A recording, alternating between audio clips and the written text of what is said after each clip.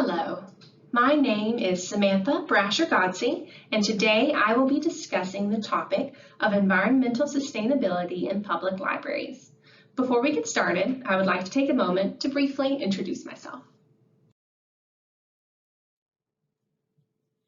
As of this recording, I am in the process of completing the final semester of my Master of Library and Information Science degree program at Valdosta State University.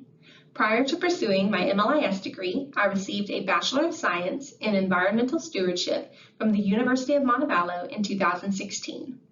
I have been fortunate to have had the opportunity to work, intern, and/or volunteer in public libraries for over 15 years, and have also gained extensive experience in the design and implementation of extracurricular environmental science programming for children, tweens, and young adults.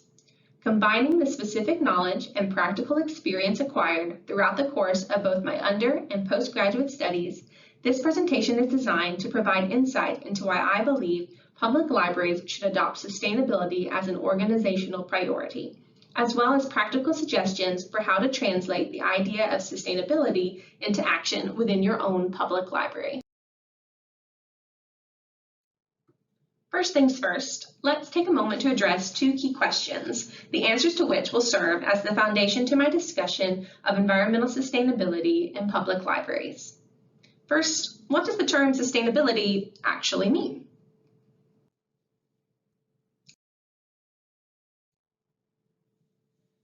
Meadowcroft defines sustainability as, quote, a form of intergenerational ethics in which the environmental and economic actions taken by present persons do not diminish the opportunities of future persons to enjoy similar levels of wealth, utility, or welfare, end quote. Simply put, our usage, responsible or otherwise, of natural resources today directly impacts subsequent generations' equitable access to these selfsame resources in the future. Critical areas of concern include non-renewable resources, i.e. carbon-based fossil fuels, pollution, biodiversity, and climate change. Why should public libraries make environmental sustainability an organizational priority?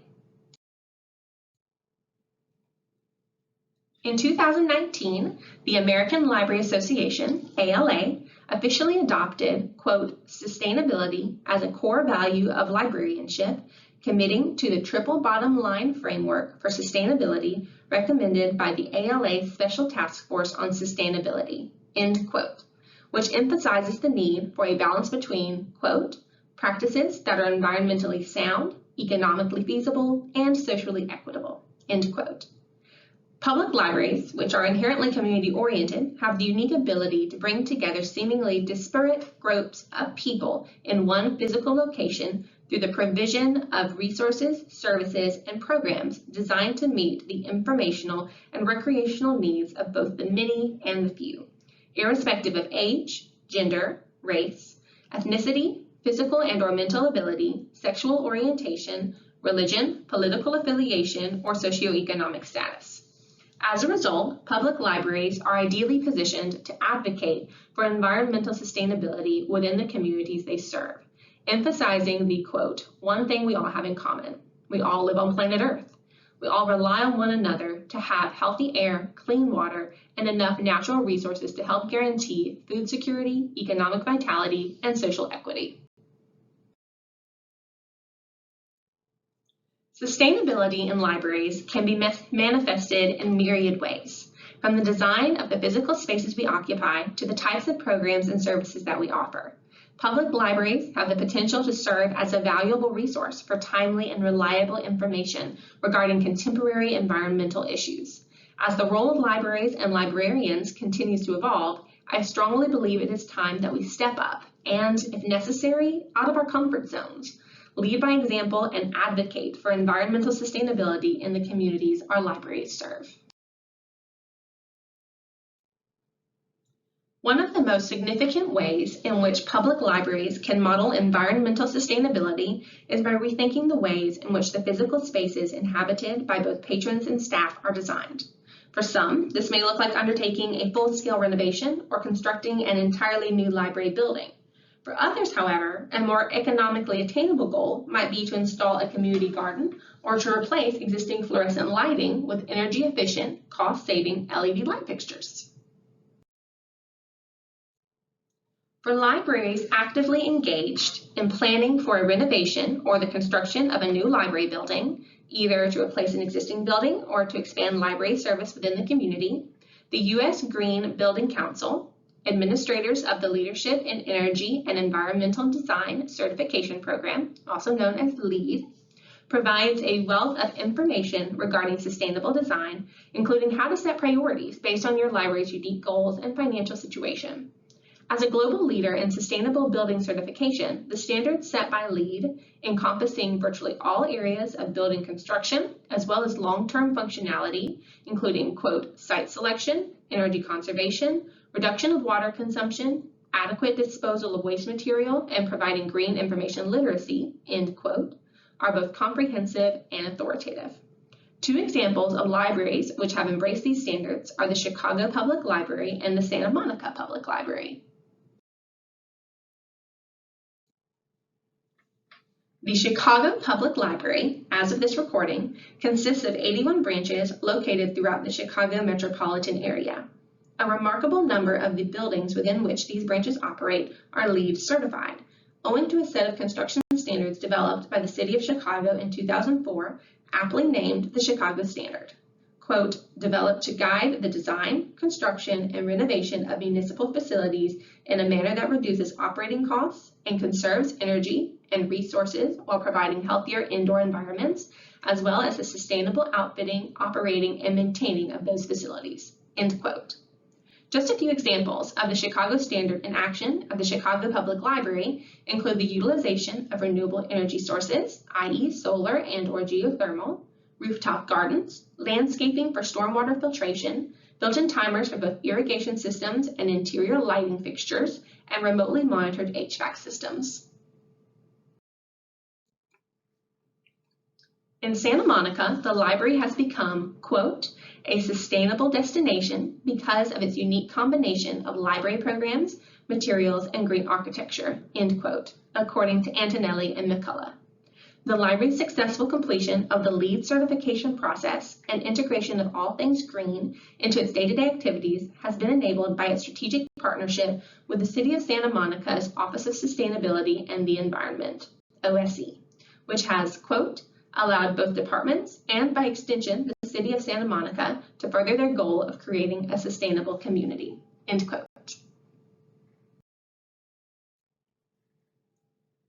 In contrast to the Chicago Public Library and the Santa Monica Public Library is the King County Library System based out of Issaquah, Washington. Unlike the former libraries, the King County Library System, while strongly believing in the importance of planning for environmental sustainability, has adopted a slightly different strategy for converting ideology into infrastructure. Having concluded that fully meeting the standards described by LEED in all of its buildings was simply not financially within the realm of possibility, the library system determined to find more cost-effective ways to incorporate sustainable strategies into the design of its libraries. When constructing the Sammamish Library, for example, the King County Library System chose to build on a lot on which other municipal facilities were located so that existing sustainable infrastructure, such as stormwater filtration systems, could be tapped into and expanded if necessary, rather than being required to start from scratch. A creative, cost-saving measure which proves that libraries need not break the bank in their efforts to go green. Whether your library is in need of a full-scale renovation or will be built from the ground up, there is a significant argument to be made for incorporating sustainable design features along the way. Due to the often higher than average upfront costs associated with this type of building project, however, you may find yourself having to justify your ideas/plans to key stakeholders. When making your case, it is highly recommended that you emphasize the long-term benefits to investing in sustainable infrastructure, such as lower operating costs and an overall healthier, more resilient community. The following is a list of sustainable design ideas, but it's not meant to be comprehensive. Rather, my intention is simply to inspire you to start thinking about the variety of ways in which your library could incorporate environmental sustainability into the physical spaces inhabited by both patrons and staff. These include utilizing recycled building materials, low and zero VOC paints, remotely monitored high-efficiency HVAC systems, low-flow toilets, LED light fixtures, renewable energy in the form of solar, wind, or geothermal, rooftop gardens, and stormwater filtration systems, which are also known as permeable pavement. As noted by Binks, Braithwaite, Hogarth, Logan, and Wilson, sustainable libraries, quote, aside from being intrinsically valuable, can be excellent vehicles for initiating broader community conversations about sustainability, end quote.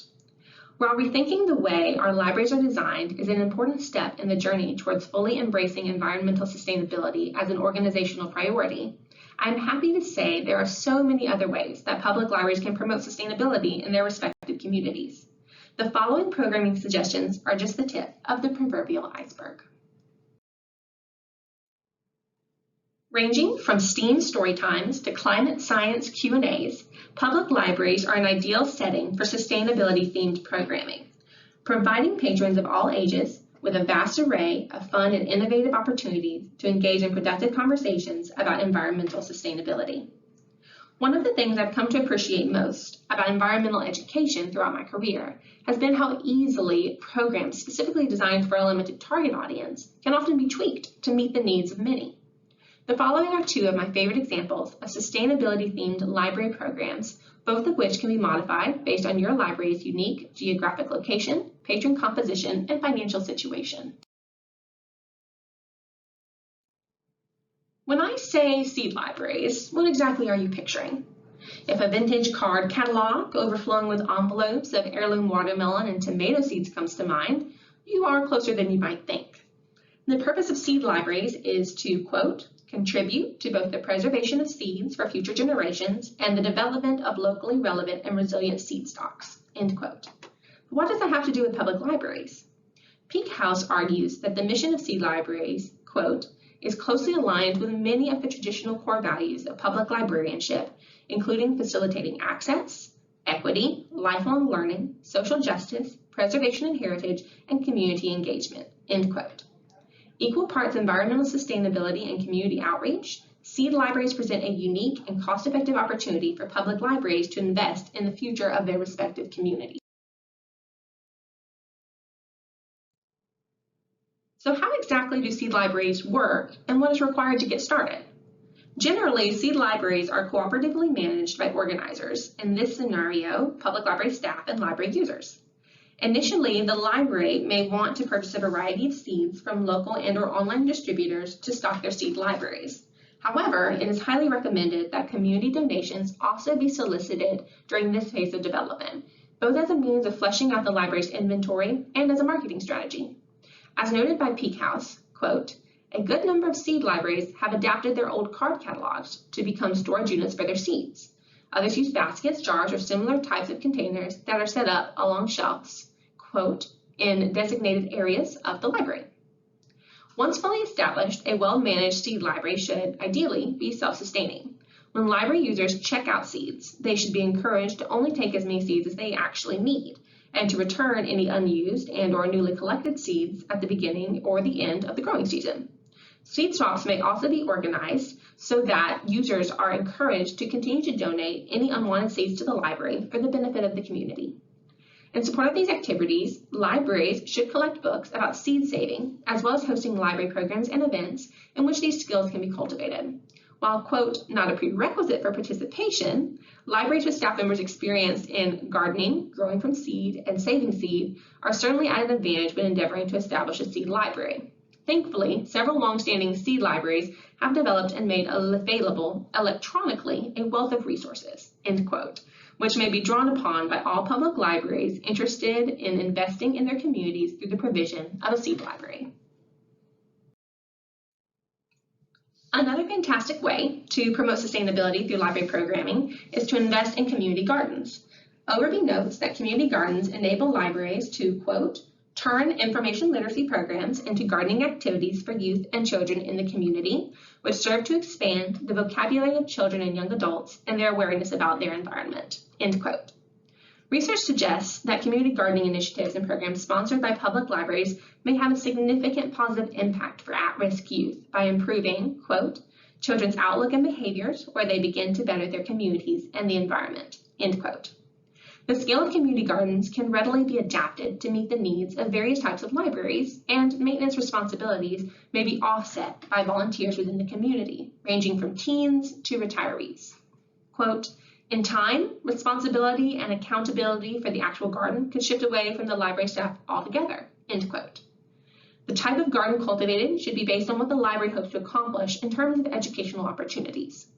The following are just a few ideas for community gardens, which have been successfully utilized by public libraries across the country to promote environmental sustainability within their respective communities. But there are so many other ways that you can make this work for your situation. Edible gardens, featuring a wide variety of fruits and veggies, are always popular, as are installing fruit, shrubs, and trees. Some libraries have experimented with honeybees, and lots of libraries really like to promote biodiversity through pollinator gardens. And then also an additional level of sustainability through compost bins and rain barrels. Regardless of the total population size served by your library or the amount of funding you receive, I truly believe that all libraries have the potential to make a significant positive impact on the communities they serve through the adoption of environmental sustainability as an organizational priority. Ultimately, quote, every choice we make, whether it's related to operations, program and service design, or outreach and partnerships, all add up to tell the story of who we are as institutions and where our priorities lie, end quote. So my question for you, as I endeavor to close out this webinar, is simply, what kind of library do you aspire to lead? For me, unsurprisingly, the answer is green.